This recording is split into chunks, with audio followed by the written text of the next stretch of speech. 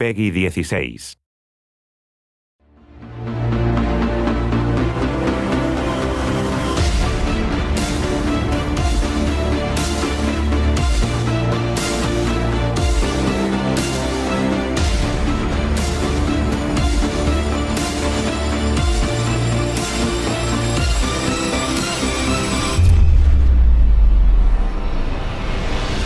Infinite Crisis is kind of my dream project in that it is a world where you can take all the DC heroes you knew and loved and you can see their twisted reflections, their dark mirrors, their idealized versions, all of them on the same page. It is the most broad, open-ended set of universes in any comic universe, especially since the introduction of the multiverse and the Elseworlds. There really are very few things that we can imagine and think of that can't be contained inside the DC universe. Jeff Johns, he's a visionary, and he's also a person who legitimately understands, like, hey, these are our characters. I'm gonna not only trust you with them, but ask you to do what you need to do in order to make the best possible game that you can make.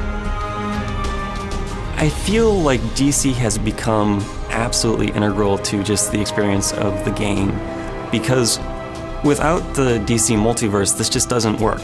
With what we're trying to do, pushing the characters and telling the same character story in multiple different ways, it's all tied in really well with the existing DC setting.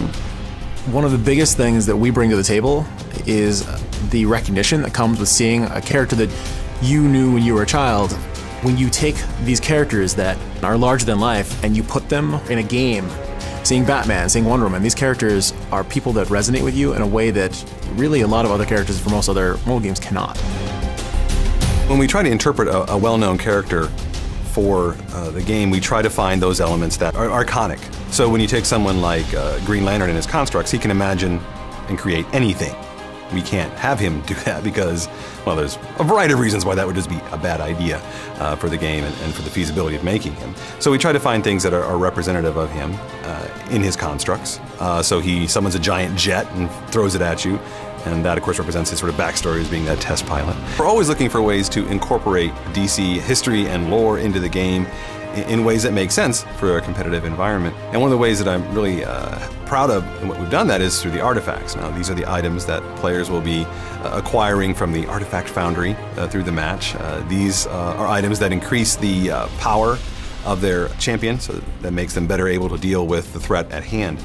And each of those items is named after an item from DC history.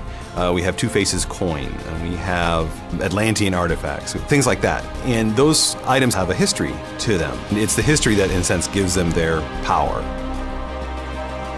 The multiverse is our license to do almost anything we want, and I'm really excited by it. Being able to make a alternate universe version of Superman, specifically one that DC hasn't even explicitly made yet, is very exciting.